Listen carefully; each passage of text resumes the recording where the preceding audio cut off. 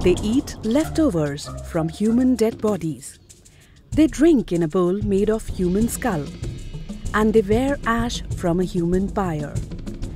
Known as the followers of Lord Shiva, these are the Aghoris. A place considered dreadful by others is home for Aghoris, the Hindu cremation ground. Out of the various sects of Hindu priests, the most extreme and the most feared of all are the Aghoris.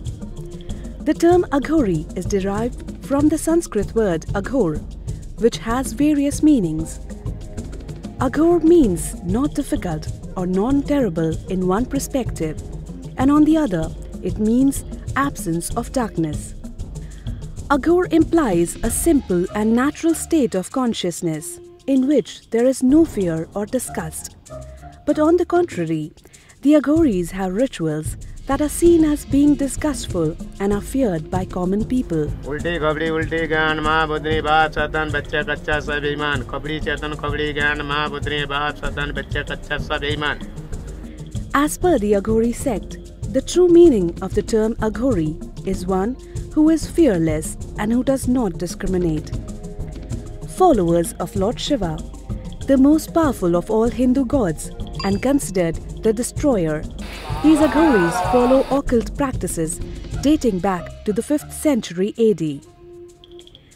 India is a land of various sects and religions. Out of its vastness of beliefs, the sect known as Aghori or Aghori sadhus is unique. Aghori sadhus are associated with cannibalism and rituals using human skulls and animal sacrifices. The practice of cannibalism and animal or human sacrifices are mostly related to tantric rites of the Sakta worshippers of Devi, the mother goddess in any of her various forms, be it Kali, Durga or Chamunda.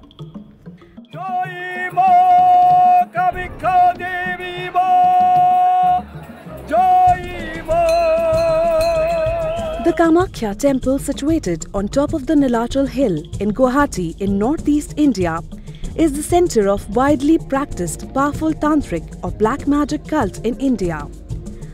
Legend has it that the temple of Kamakhya Devi, consort of Lord Shiva, came into existence when the Lord was carrying the corpse of his wife, and her yoni, or the female genitalia, fell to the ground at the spot where the temple now stands.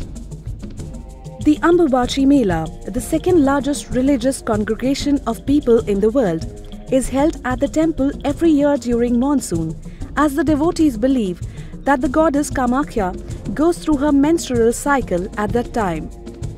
Therefore, the temple remains closed for 3 days. On the 4th day, the temple reopens, and thousands of devotees and sadhus of all sects make a mad rush to receive the unique and highly powerful prasad, which is small bits of cloth, supposedly moist with the menstrual fluid of goddess Kamakhya. Many of the Aghoris come here during this time before starting their initiation for the blessings of goddess Kamakhya.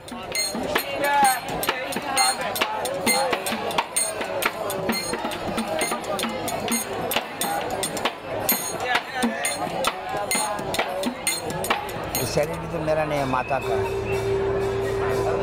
ये जो है माँ का जोनी पीठ है। यहाँ माँ को कुछ देने आता, माँ को नहीं देने तो माँ कुछ नहीं देता। हम लोग माँ को शांति देने आता, माँ हम लोग को मंगल का दुआ मांगता है, और वही हम लोग बांटते रहते हैं। The life of an Aghori sadhu is not easy. To become like them, one has to meditate for about 12 years and complete certain rituals under the guidance of an Aghori guru in order to enhance one's spiritual strength. Aghoris use wood from pyres, clothes from dead bodies, ash of burnt bodies, and the like in their rituals. There are certain rules one must follow to become an Aghori. Firstly, an Aghori must find a teacher and do what the teacher tells him to do. An Aghori must find a human skull, known as the Kapala, and use only this as his food bowl before initiation. An Aghori must apply the ash of a pyre to his body during meditation.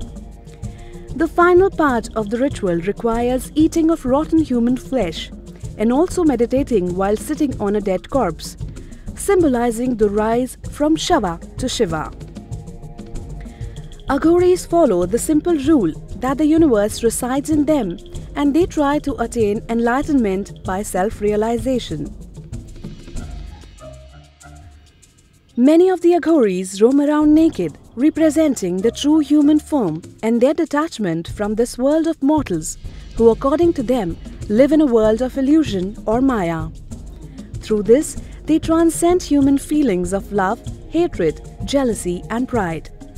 There are many Aghoris walking the streets of northern India with their own kapala or human skull cap. These Aghoris eat things like rotten food, leftover food from garbage dumps, animal feces and animal urine. They regularly perform their rituals to attain the highest level in Aghoratva, the enlightenment. Aghoris believe that God exists in everything, whether it is cow dung or food. Nothing is unholy or inauspicious for them. Everything is sacred. They gain their powers by doing things that are considered unholy or unclean by society. The more they blur the line between clean and unclean, holy and unholy, good and bad, the more powers they get. With no family to call their own, with no home to go back to, and with no community to belong to, the Aghoris roam freely anywhere they want to, without worrying about food, clothes or a place to rest. For they know that wherever they go, they will find a home in the Shamshan Ghat, the cremation ground. The Aghori Gurus believe that a true Aghori should break all ties with family and friends and all earthly possessions. He should live his entire life at the cremation ground and eat and drink only through the kapala. शमशान चेतन भाई चंडी मसनमाय चंडी अत्राय नमस्ते नमो नमो हर हर महादेवाय नमो. Hence, when the Aghoris take any disciple, they forbid him to ever meet his family or friends or even visit his hometown. The Aghori Gurus believe that meeting one's family after the initiation defiles a sadhu and diverts him from his path of devotion.